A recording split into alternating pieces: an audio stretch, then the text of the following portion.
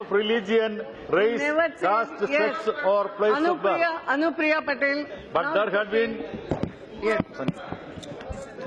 धन्यवाद अध्यक्ष महोदया। मैं सबसे पहले अपनी पार्टी अपना दल की ओर से संविधान और राष्ट्र के निर्माताओं के प्रति अपनी श्रद्धांजलि अर्पित करती हूं। 26 नवंबर सन 1949 हमारे देश के इतिहास में एक बहुत महत्वपूर्ण तारीख है, क्योंकि इस दिन हमारी संविधान सभा ने हमारे स्वतंत्र भारत के संविधान को अंगीकार किया और डॉक्टर भीमराव अंबेडकर जी ने उसी संविधान की मसौदा समिति के अध्यक्ष के रूप में एक महत्वपूर्ण भूमिका निभाई। डॉक्टर अंबेडकर ने संविधान की आत्मा माने जाने वाले प्रियम्बल में सॉवरेन डेमोक्रेटिक रिपब्लिक के रूप में राष्ट्र के स्वरूप की घोषणा की और बाद में 42वें संशोधन के माध्यम से सोशलिस्ट और सेक्युलर शब्द भी जोड़े गए। लिबर्टी, इक्वालिटी, फ्रेटर्निटी के मूल्यों के साथ भारत के संघीय ढांचे को स्वीकार किया गया और इन तमाम बातों के बीच में बाबा साहेब अंबेडकर ने राजनीतिक लोकतंत्र के साथ साथ इस देश के अंदर सामाजिक और आर्थिक लोकतंत्र कायम करने का एक बहुत बड़ा सपना देश के समक्ष रखा। आज 2 दिनों से इस सदन के अंदर चर्चा चल रही है और मैंने बहुत सारे माननीय सदस्यों के विचारों को सुना, बहुत सारे सवालों को इस सदन के अंदर उठते हुए सुना।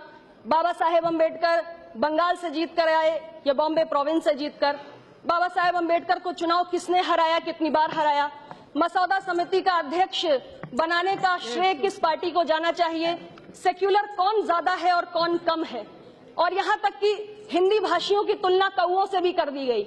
लेकिन इन तमाम सवालों के बीच में एक सवाल जो बहुत महत्वपूर्ण है वो डॉक्टर बाबा साहेब भीमराव अंबेडकर के सपनों से जुड़ा है, सामाजिक न्याय की विचारधारा से जुड़ा है, आरक्षण की उस व्यवस्था से जुड़ा है जिसके बारे में अभी एक माननीय सदस्य शिवसेना के अरविंद सावंत जी कह रहे थे कि हम आज जहां जाओ तो आरक्षण की ही लोग मांग करते हैं। धनगर लोगों के बीच में जाओ तो कहते हैं हमें आरक्षण चाहिए, आरक्षण की उन्हें धनगर की स्पेलिंग नहीं आती। मैं यही तो कहना चाहती हूं अध्यक्ष महोदया कि हमारे देश में इतनी विविधताएं हैं कि कोई विद्वान की तरह बात कर सकता है और कोई निरक्षर है। आरक्षण की मूल भावना को समझने की जरूरत है। ये कोई भीख की व्यवस्था नहीं है, ये संरक्षण की व्यवस्था है जो इसलिए बनाई गई है क्योंकि इस देश के अंदर जाति के नाम पे शोषण हुआ है और इसलिए ऐसे लोगों को अवसरों से जिन्हें वंचित रखा गया है उन्हें विशेष अवसर देने की जरूरत है। और यही बात बीजू जनता दल के वरिष्ठ सदस्य माननीय भर्तृहरि मेहताब जी ने भी कही और हमारी सरकार भी वही करने की कोशिश कर रही है। आरक्षण व्यवस्था पर जिस तरीके से कई वर्षों से कुठाराघात हुआ है, मैं उस संबंध में कुछ आंकड़े भी इस सदन के समक्ष रखना चाहती हूँ। अध्यक्ष महोदया, मुझे समय दे दीजिए, मैं सुबह से इंतजार कर रही हूँ। मैं कुछ बातें रखना चाहती हूँ अध्यक्ष महोदया। पिछले 25 वर्षों से पिछड़ी जातियों को मंडल कमीशन के माध्यम से 27% आरक्षण की व्यवस्था है, लेकिन आज भी इस देश के अंदर ऐसे राज्य हैं, छत्तीसगढ़ और मध्य प्रदेश जैसे राज्य, जहां पर केवल 14% आरक्षण लागू है। झारखंड में केवल 22% आरक्षण लागू है।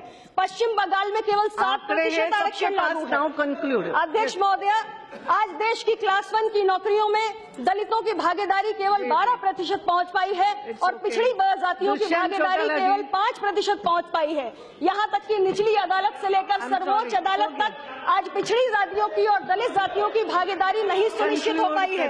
अध्यक्ष महोदया, देश के उच्च शिक्षण संस्थानों में एसोसिएट प्रोफेसर से लेकर वाइस चांसलर तक दलितों और पिछड़ी जातियों की भागीदारी आज केवल 2% पहुंच पाई है।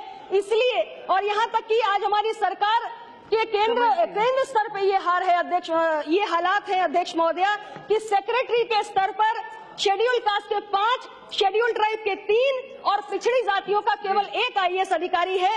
एडिशनल सेक्रेटरी के स्तर पर शेड्यूल कास्ट के 3, शेड्यूल ट्राइब के 2 और ओबीसी का 1 भी IAS अधिकारी नहीं है अध्यक्ष महोदया। इसलिए मैं अपनी सरकार से ये मांग करती हूँ, मैं एक छोटे से सहयोगी दल के रूप में ये मांग करती हूँ कि हमारी सरकार आरक्षण की इस व्यवस्था पर एक श्वेत पत्र जारी करे और इस श्वेत पत्र में इस बात पर विचार करना चाहिए कि आरक्षण को एक कानून के रूप में स्वीकार किया जाए और इसका उल्लंघन होने की स्थिति में दंड का प्रावधान हो, क्योंकि आज तक हमारे देश में आरक्षण का उल्लंघन सिर्फ इसलिए हुआ है क्योंकि दंड का कोई प्रावधान नहीं है और इसके साथ ही तो अपने आप बंद हो जाएगा। Yes, but very good. Okay, हो गया।